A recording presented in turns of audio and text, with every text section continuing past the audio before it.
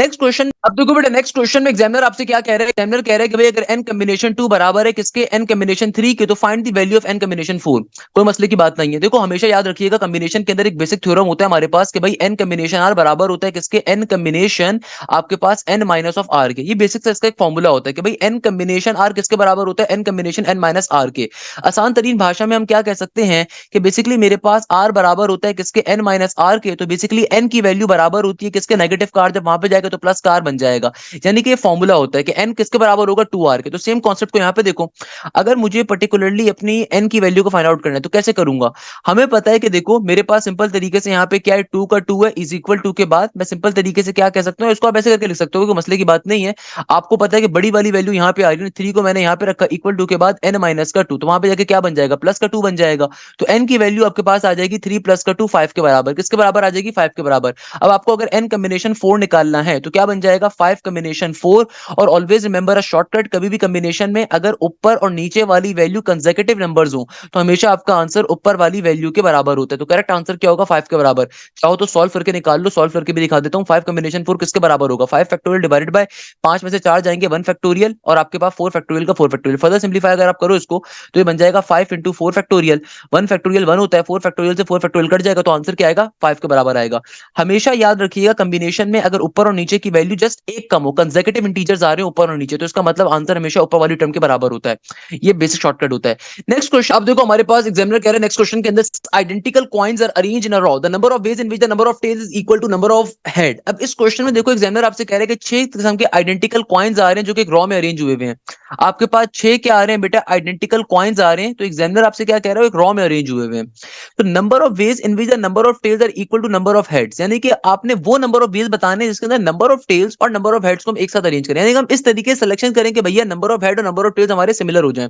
कोई मसले की बात नहीं है। अब मुझे पता है कि देखो 6 कॉइन्स की अगर बात की जा रही है तो इसका मतलब क्या है, एक सिंगल कॉइन के अंदर या तो हेड होता है या टेल होता है।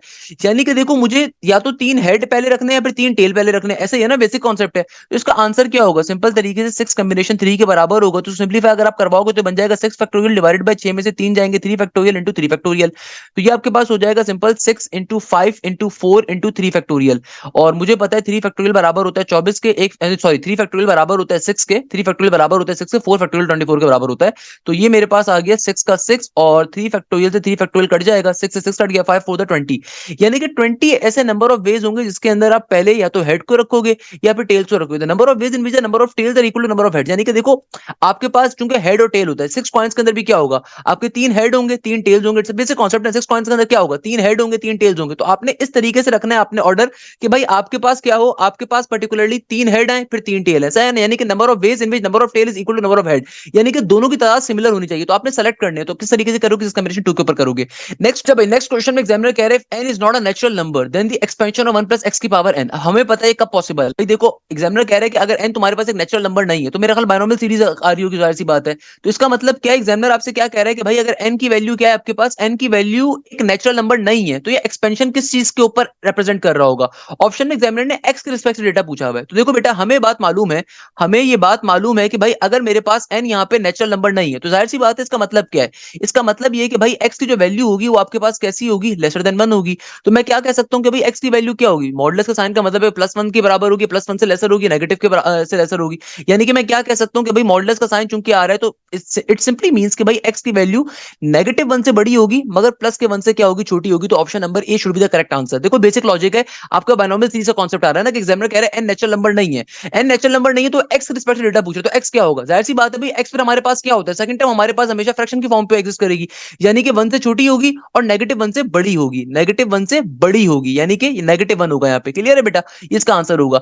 नेक्स्ट क्वेश्चन में examiner sum of the odd coefficients in the binomial expansion is equal to dash. अब देखो हमें बात मालूम है कि बायनोमियल एक्सपेंशन के अंदर ऑड कोफिशिएंट का सम क्या होता है। देखो आपके पास कभी भी ऑड कोफिशिएंट्स का सम पूछा जाए या फिर इवन कोफिशिएंट्स का सम पूछा जाए, always remember this thing, sum of odd and sum of even हमेशा आपस में बराबर होते हैं।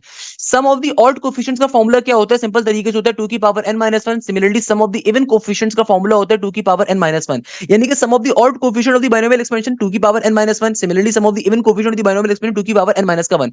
अगर आपसे तमाम बायनोमियल एक्सपेंशन के कोफिशिएंट्स का सम पूछा जाए तो वो बराबर होता है 2 की पावर n के। ये 2 डिफरेंट फॉर्मुलाज होते हैं। कभी भी अगर सिंपल आपसे एग्जामिनर पूछे ना कि तमाम कोफिशिएंट जो है बायनोमियल एक्सपेंशन के उनका सम किसके बराबर बराबर है उनका सम होता है 2 की पावर n के, while ऑड कोफिशिएंट का सम बराबर होता है 2 की पावर n माइनस 1 के, इवन कोफिशिएंट का सम होता है 2 की पावर n माइनस 1 के। तो मेरा करेक्ट आंसर क्या होगा 2 की power n minus 1। Next question में एग्जामिनर कह रहा है कि भैया तुम्हारे पास सिंपल तरीके से एक 3,5 मिड पॉइंट है किसका 5, a और b, 7 का। अब देखो ऐसे क्वेश्चन भी नस साइड पे आ रहे होते हैं, कोई मसले की बात नहीं है। एग्जामिनर क्या कह रहा है 3,5 के मिड पॉइंट है किसका 5, a और b, 7 का, कैसे सॉल्व करोगे? यानी कि देखो सिंपल तरीके से ये आपका x1 है, ये आपका x2 है, ये आपका y1 है, ये आपका y2 है। ये आपके पास जो पॉइंट आ रहा है मिड पॉइंट आ रहा है तो x, y है, तो हमें पता है मिड पॉइंट का फॉर्मूला होता है x is equal to x1 plus का x2 डिवाइडेड बाई 2। तो ये मेरे पास सिंपल वे में क्या बन जाएगा, ये बन जाएगा मेरे पास x की वैल्यू गिवन है 3 के बराबर, x1 बराबर है 5 के और x2 बराबर है मेरे पास सिंपल b के, डिवीजन में 2 का 2, तो 3 2 6 हो जाएगा, 6 इज इक्वल टू 5 प्लस का b, तो b की वैल्यू आ जाएगी मेरे पास 6 में से 5 जाएगा 1 के बराबर, b की वैल्यू आ जाएगी 1 के बराबर। तो भाई देखो आपके पास b की वैल्यू 1, b की वैल्यू 1 आपके पास, जाहिर सी बात है b की वैल्यू 1 आपको ऑप्शन नंबर b पे भी मिल रहा है, d पे भी मिल रहा है, तो इनमें इसको एक आंसर होगा। a की वैल्यू भी निकाल के चेक कर लेते हैं भाई, जब इतना काम कर लिया तो भाई y की फॉर्मूला होगा y is equal to y1 plus y2 divide by 2, तो ये बन जाएगा 5 is equal to a plus का 7 डिवाइडेड बाई 2, 5 2 10, 10 में से 7 जाएंगे तो a की वैल्यू ऑब्वियसली 3 के बराबर होगी, तो option number D will be the correct answer, सही है ना? अच्छा, एग्जामिनर कह रहे हैं n कॉम्बिनेशन 2 एग्जिस्ट करेगा उस वक्त जब n की वैल्यू क्या होगी। हमेशा याद रखिएगा कॉम्बिनेशन का जो फॉर्मूला होता है ना, इसके अंदर n हमेशा बड़ा होना चाहिए, नॉर्मल सी बात है भाई, कॉम्बिनेशन बड़ा होगा तभी तो सॉल्व करोगे, परम्यूटेशन में वैसे बड़ा ही होना चाहिए। तो भाई आपके पास क्या चीज है, ऑब्वियसली n की वैल्यू अगर बड़ी होगी तभी एग्जिस्ट करेगा ना, तो n कॉम्बिनेशन 2 कब एग्जिस्ट करेगा, जब n की वैल्यू क्या हो, जब n की वैल्यू 2 से छोटी हो, 2 के बराबर हो, या 2 के बराबर हो या उससे बड़ी हो, तो option number D is the correct answer, option number D is the correct answer. बराबर होगी तब भी सॉल्व हो जाएगा, बड़ी होगी तब भी सॉल्व हो जाएगा। नेक्स्ट क्वेश्चन में एग्जामिनर कह रहे हैं sum of the odd coefficient किसके बराबर होगा, भाई इसका फॉर्मूला होता है 2 की पावर n माइनस 1 का, तो अगर ऑड कोफिशिएंट का सम चाहिए तो देखो आपका n क्या है 4 के बराबर, तो आपका आंसर आ जाएगा 2 की पावर में 4 माइनस का 1, दैट सिंपली मींस 2 की power cube will be your correct answer, 2 की पावर क्यूब होता है 8 के बराबर, तो option number B will be the correct answer. Next question में एग्जामिनर कह रहे हैं 3600 part of a degree is called. हमें पता है कि देखो डिग्री के अंदर बेसिक सिंप्लीफिकेशन होती है ना, एक डिग्री आपके पास यानी कि भाई एक डिग्री किसके बराबर होती है 60 मिनट्स के बराबर होती है, फिर आपके पास पर्टिकुलरली जो एक डिग्री होती है 3600 सेकंड के बराबर भी होती है। तो भाई हमें बेसिक कॉन्सेप्ट तो पता है ना कि एक डिग्री किसके बराबर होती है, एक डिग्री बराबर होती है आपके पास 60 मिनट्स के, सही है ना, और एक मिनट मेरे पास बराबर होता है किसके 60 सेकंड्स के। तो अल्टीमेटली मैं क्या कह सकता हूं कि भाई एक डिग्री किसके बराबर होती है 3600 सेकंड्स के। तो एग्जामिनर आपसे क्या पूछ रहा है कि भाई 3600 पार्ट ऑफ अ डिग्री क्या कहलाता है, जाहिर सी बात है सेकंड कहलाता है, it's a very basic concept. तो देखो इस तरह के थ्योरेटिकल कॉन्सेप्ट भी पेपर में आ रहे होते हैं। नेक्स्ट क्वेश्चन में एग्जामिनर कह रहा है कि भैया अगर तुम्हारे पास dy by dx की वैल्यू बराबर है sin square y into sin x into cos square x, तो find the value that has the solution of. अच्छा, अब आपके पास देखो ये आपके पास डिफरेंशियल इक्वेशन आ रही है, एग्जामिनर आपसे क्या कह रहा है कि भाई तुम्हारे पास ये किसके बराबर आ रहा है, आपको सिंप्लीफाई करना है, सॉल्व करना है, क्योंकि डिफरेंशियल इक्वेशन आ रही है तो कैसे सॉल्व करेंगे।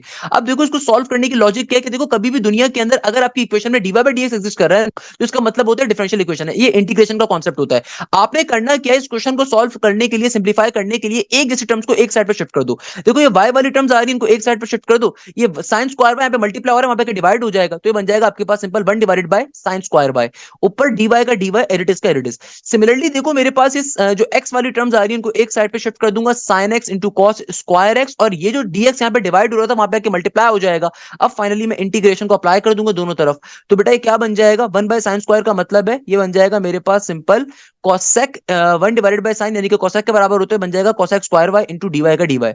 अब यहाँ पे क्या है इंटीग्रेशन का, integration simple cos square x into sin x का sin x into dx। अब देखो इंटीग्रेशन को कैसे अप्लाई करेंगे, हमें पता है cosec स्क्वायर की इंटीग्रेशन क्या होती है, cosec स्क्वायर की इंटीग्रेशन होती है क्योंकि डेरिवेटिव में cot का फॉर्मूला होता है नेगेटिव का cosec स्क्वायर, तो cosec स्क्वायर की इंटीग्रेशन किसके बराबर होती है, ये बराबर होती है आपके पास सिंपल नेगेटिव के cot y के बराबर होगी, क्लियर है। और यहाँ पे देखो यहाँ पे मैं भी डायरेक्टली इंटीग्रेशन को अप्लाई नहीं कर सकता, उसके पीछे रीजन क्या है कि भाई इंटीग्रेशन का पावर फॉर्मूला अगर मुझे अप्लाई करना है तो cos का बाय डेरिवेटिव नेगेटिव का साइन होना चाहिए, अभी चूंकि नेगेटिव का साइन मौजूद नहीं है तो पहले हम मल्टीप्लाई डिवाइड करवा के लेकर आओगे, जब आ जाएगा तो फिर फाइनली आप यहाँ पे क्या करवा दोगे, सिंपल इंटीग्रेशन का पावर फॉर्मूला, तो पावर में एक इजाफा ऊपर हो जाएगा, एक दफा वो नीचे आ जाएगा, सिंपल तरीके से नेगेटिव कट गया, प्लस के बाद आपकी आंसर आ जाएगा, क्या बन जाएगा आप चेक कर सकते हैं, ये बन जाएगा ये आंसर आ रहा है। Negative of cot y is equal to negative of cos cube divide by 3 plus का नेगेटिव साइन भी उसने कैंसिल नहीं करा हुआ, ये आपका करेक्ट आंसर आ जाएगा, सिंपल। नेक्स्ट क्वेश्चन में एग्जामिनर आपसे अच्छा बेटा, अब देखो आपके पास जो नेक्स्ट क्वेश्चन आ रहा है, इस क्वेश्चन में एग्जामिनर कह रहे हैं find the area of the shaded region. देखो भाई, ये वाले क्वेश्चन मैंने आपको बहुत ज्यादा सॉल्व करवाए हैं शेडेड रीजन की अपनी वीडियो के अंदर। आपके पास बेसिकली यहाँ पे क्या आ रहा है, आपको इस रीजन का एरिया कैलकुलेट करना है। तो भाई आपके पास ये स्क्वायर है, और स्क्वायर के अंदर बेसिकली आपके पास ये क्या आ रहा है, देखो आपके पास एक सर्कल के जो है ना चौथाई हिस्सा आपके पास ये बन रहा है। देखो सर्कल का थोड़ा थोड़ा हिस्सा बन रहा है, हमने ऐसे क्वेश्चन तो सॉल्व किया है बहुत ज्यादा, कोई मसले की बात नहीं है।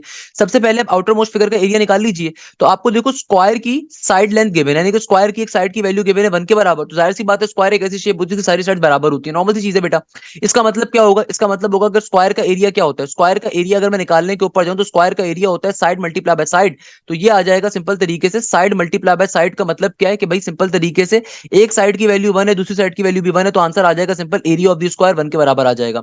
अब आप देखो ये जो आपके पास वैल्यू आ रही है ना, ये जो अंदर वाला रीजन है, ये आपके पास सिंपल क्या आ रहा है, ये आपके पास सर्कल का चौथाई हिस्सा है। क्या है, सर्कल का चौथाई हिस्सा है। तो अगर मुझे सर्कल का एरिया पता है, सर्कल का अगर मैं एरिया निकालने पे जाऊं, सर्कल का एरिया यूजुअली क्या होता है, पाई आर स्क्वायर के बराबर होता है। मगर चूंकि ये सर्कल का चौथाई हिस्सा बन रहा है आपके पास, तो क्या बन जाएगा 1/4 of the pi r square. और हम यहाँ पे रेडियस कैसे निकाल, अच्छा बेटे अब अगर आप रेडियस को देखो ना, तो भाई देखो सिंपल तरीके से अगर ये कंप्लीट साइड की वैल्यू आपके पास 1 के बराबर, तो उसका हाफ क्या होगा, जाहिर सी बात है यहाँ पे भी आपके पास हाफ आ रहा है और यहाँ पे भी आपके पास हाफ आ रहा है। सर्कल का रेडियस क्या होगा 1/2 के बराबर। तो सिंपल वे में क्या बन जाएगा 1/4 का 1/4 पाई का पाई, और यहाँ पर हो जाएगा सिंपल 1/2 का स्क्वायर। तो 1/2 का स्क्वायर का मतलब 1/4, तो 1/4 से मल्टीप्लाई होगा तो it should become pi by 16 के बराबर। तो बेटा देखो यानी कि आपके पास सिंपल तरीके से इस वाले रीजन का पर्टिकुलरली एरिया आ गया। बट चूंकि ये वाले रीजन तो 4 हैं, ये वाले रीजन कितने 4 हैं, तो हमारे पास अभी सिर्फ एक रीजन का एरिया है। तो जाहिर सी बात है जो 4 रीजन है, तो आप इसको 4 से मल्टीप्लाई करवा दोगे, तो 4 मल्टीप्लाई बाय पाई बाय 16 करवाओगे तो क्या बन जाएगा, 4 4 16 हो जाएगा। तो ये बन जाएगा पाई बाय 4 के बराबर। अब चूंकि मुझे सिर्फ अंदर वाली हिस्से का एरिया चाहिए था, तो मैं क्या करूंगा, बड़ी वाली फिगर में से जो बाहर वाली फिगर है इसको माइनस करवा दूंगा, तो मेरे पास अल्टीमेटली खाली अंदर वाली फिगर का एरिया आ जाएगा। सिंपल तरीके से 1 माइनस का क्या बन जाएगा, 1 माइनस का पाई बाय 4, मेरा पर्टिकुलरली आंसर आ जाएगा 4 माइनस का पाई बाय 4। ये इस क्वेश्चन की लॉजिक थी। तो भाई मैंने शेडेड रीजन का एरिया, शेडेड एरिया प्रॉब्लम्स मैंने बहुत डिटेल में 2 लेक्चर्स में कवर करवाए हैं, उनको लाजमी डिटेल में ले लीजिएगा।